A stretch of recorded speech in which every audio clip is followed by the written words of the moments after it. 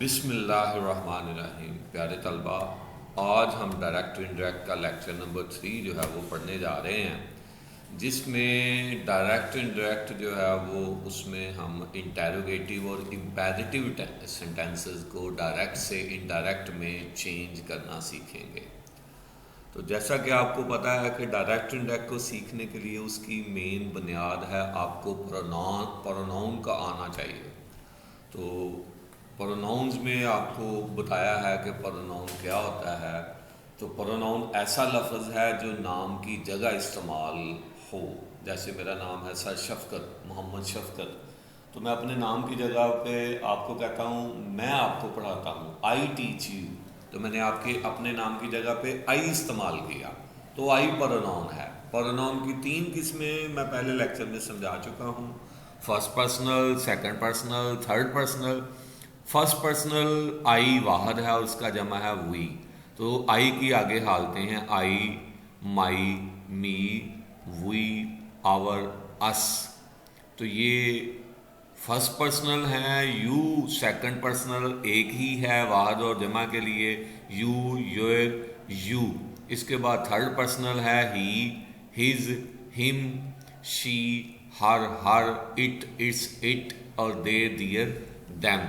इन pronoun को इसी तरतीब से आप याद कर लें। आपको पता होना चाहिए, आपकी फिंगर टिप्स पे होने चाहिए कि फर्स्ट पर्सनल आई हुई हैं और इसकी हालतें भी इसी तरह, सेकंड पर्सनल यू है और बाकी थर्ड पर्सनल्स।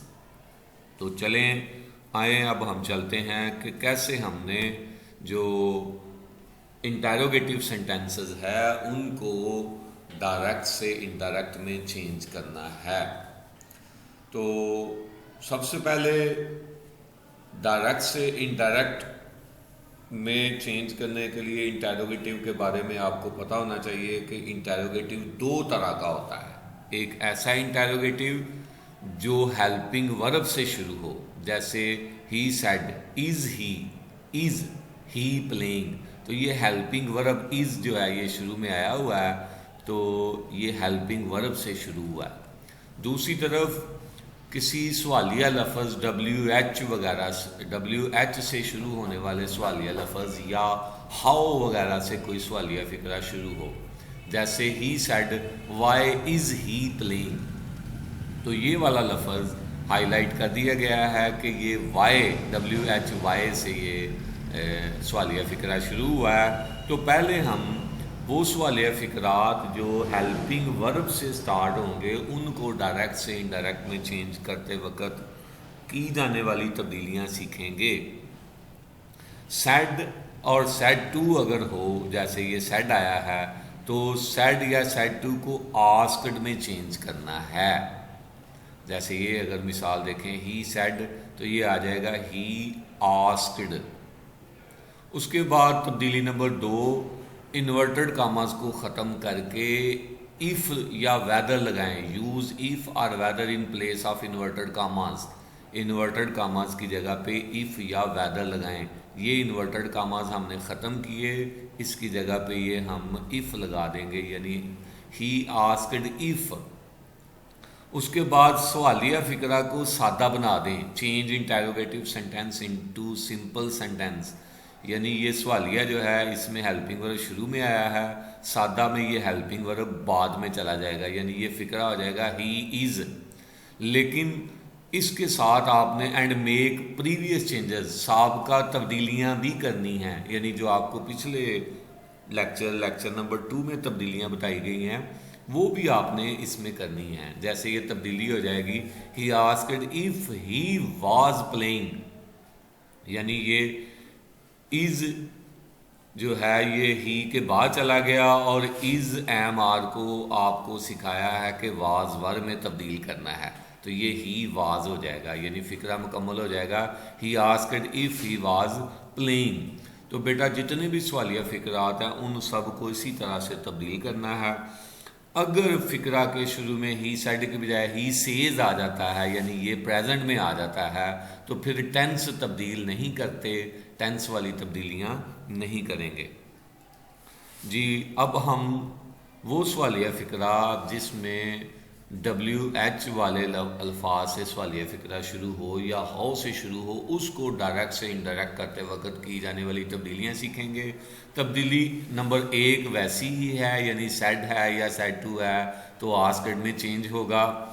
तब्दीली number 2, use the word which with which, use the word with which interrogative sentence begins, यानी जिससे सवालिया फ़िक्रा शुरू हो उसी लफ्ज़ को आपने इन्वर्टेड कामास की जगह पे लगाना है।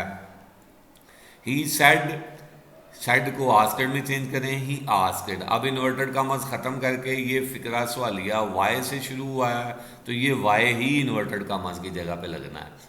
अगर ये हाउ से शुरू होता तो यहाँ हाउ आ जाना था, अगर ये वैन से शुरू होता तो ये यहाँ वैन आ जाना था। तो ही आस्क्ड वाई, उसके बाद सवालिया फ़िक्रा को सादा फ़िक्रा बना देना है, यानी सवालिया फ़िक्रा में ये हेल्पिंग वर्ब सब्जेक्ट से पहले आया है, इसको सब्जेक्ट के बाद ले जाना है, यानी ये बन जाएगा वाई ही इज़। और साबका तब्दीलियाँ करनी हैं, यानी is am are was were में, और बाकी भी जो टेंस की और दूसरी तब्दीलियाँ जो आपको करवाई गई हैं वो आपने इसमें कर देनी है। जैसे ये इज़ जो है ये वाज में बदल जाएगा तो ये फ़िक्रा बनेगा he asked why he was playing, और सवालिया निशान भी आपने ख़त्म कर देना है। तो उम्मीद करता हूँ इसकी मशक़ें करने के बाद ये डायरेक्ट इंडायरेक्ट आपको अच्छी तरह से आ जाएंगे। इसके बाद हम करेंगे change of imperative sentences from direct into indirect. तो अब हम डायरेक्ट से इनडायरेक्ट में वो फ़िक्रात करेंगे जो इम्पेरेटिव हैं, हुक्मिया फ़िक्रात।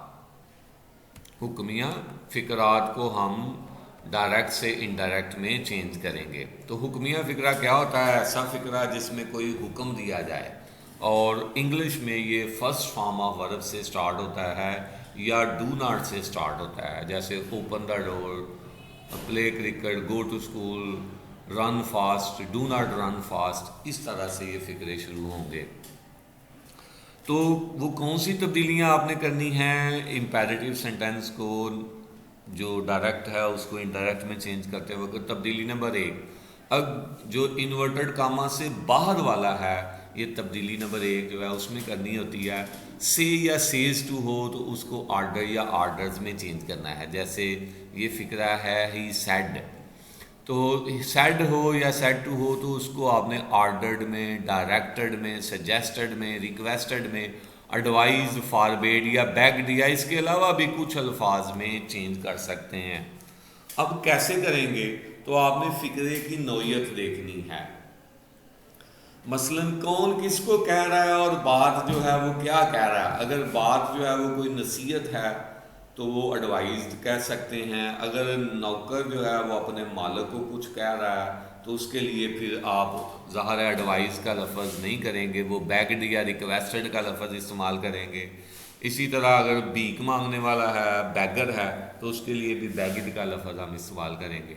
तो इसमें थोड़ा सा आपको अपनी सोच को इस्तेमाल में लाना पड़ेगा, फ़िक्रे की नौयत को देखना पड़ेगा और उसके मुताबिक आपने सेड या सेड टू को चेंज करना है, order, directed, suggested, requested, advice, forbade या बेग्ड में। तो इसके अलावा भी और भी कई लफ्ज़ इस्तेमाल हो सकते हैं, लेकिन छोटे लेवल पे यही इस्तेमाल होते हैं। अभी फ़िक्रे की तरफ चलते हैं। आप देखें ही सेड है तो सेड को आर्डर्ड में चेंज कर दिया। तब्दीली नंबर 2, इन्वर्टेड कामास की जगह हमने टू लगाना है।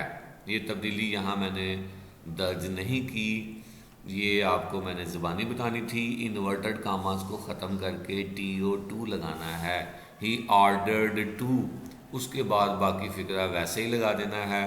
तब्दीली number 2, first, second, third pronoun को सन में चेंज करना है, और टेंस की तब्दीलियाँ माजी की तरह आपने करनी है। तो ये फ़िक्रे हम इसके ये जो 3 फ़िक्रे लिखे हैं इनको जब हम बारी बारी करेंगे तो ये भी अच्छी तरह समझ में आ जाएंगे। एक दफ़ा फिर रिपीट कर दूं, इन्वर्टेड कामास की जगह पे टू लगाना है। हुक्मिया फ़िक्रात को डायरेक्ट से इनडायरेक्ट में चेंज करते वक्त इन्वर्टेड कामास की जगह पे टू लगाते हैं। ये एक फ़िक्रा है, he said open the door, inverted कामास के अंदर था open the door. He said को ही ऑर्डर्ड में चेंज कर दिया। उसके बाद इन्वर्टेड कामास की जगह पे टू लग गया। उसके बाद वर्ब की पहली फॉर्म उसी तरह से लग जाएगी, तो ये फिक्रा बनेगा he order to open the door. दूसरे फिक्रे पे गौर करें, the mother said to her son don't sit idle. तो जो माँ है ये अपने बेटे को आम तौर पे नसीहत करती है, तो हम सेड टू को यहाँ एडवाइज्ड में चेंज करेंगे। अगर हम ग्रामर को ही सिर्फ देखें तो ये एडवाइस की जगह पे फॉरबिड या कुछ और लफ्ज़ भी लग सकते हैं, लेकिन बेहतर जो है ये माँ या बाप या उस्ताद या कोई बड़ा जो है ये एडवाइज़ करता है। द मदर एडवाइज्ड हर सन, ये इसी तरह से आ जाएगा। अच्छा, जब हमने एडवाइज्ड लगाना है तो फिर ये डू ना इन्वर्टेड कामास को काट के डू नॉट को ख़त्म कर देना है और इन्वर्टेड कामास की जगह पे नॉट टू लगाना है। इन्वर्टेड कामास की जगह पे नॉट टू लगाना है तब जब नफ़ी फ़िक्रे को डायरेक्ट से इनडायरेक्ट में चेंज करेंगे और सेड टू को एडवाइज में चेंज करेंगे, तब डू नॉट को ख़त्म करके नॉट टू लगाना है। उसके बाद सिट आइडियल वैसे ही लग जाएगा, इन्वर्टेड कामास ख़त्म हो जाएंगे और फ़िक्रे के एंड में फुल स्टॉप आ जाएगा। तीसरी तरह का फ़िक्रा एक और देखें, he said to me don't play here, उसने मुझसे कहा यहाँ ना खेलो। अब ये मना किया गया है किसी काम को करने से, तो ये सेड टू जो है इसको हमने फॉरबेड में चेंज किया, ही फॉरबेड मी। अब जब फॉरबेड लगाना है तो डू नॉट सारा ख़त्म कर देना है और इन्वर्टेड कामास की जगह पे टू लगाना है। तो ये तीन मुख्तलिफ तरह के फ़िक्रे थे। बाकी फ़िक्रा वैसा ही रहना है और माजी में की जाने वाली तब्दीलियाँ अगर कहीं करना पड़े तो आपने करनी है, जैसे हेयर को देयर में चेंज करना है। तो he forbade me to play there. अब भी हमने देखा कि जो सेड टू है उसको हमने ऑर्डर्ड में चेंज किया या एडवाइज में चेंज किया या फॉरबेड में। जब आप नफ़ी फ़िक्रे को डायरेक्ट से इनडायरेक्ट में चेंज करेंगे इम्पेरेटिव सेंटेंस के, तो जब एडवाइज्ड लगाएंगे तो इन्वर्टेड कामास की जगह पे नॉट टू आएगा और बाकी फ़िक्रा वैसा ही लगेगा। लेकिन अगर सेड टू को फॉरबेड में चेंज करें तो फिर डू नॉट सारा ख़त्म हो जाएगा और इन्वर्टेड कामास की जगह पे सिर्फ टू का लफ्ज़ आएगा। जी बहुत शुक्रिया आपका।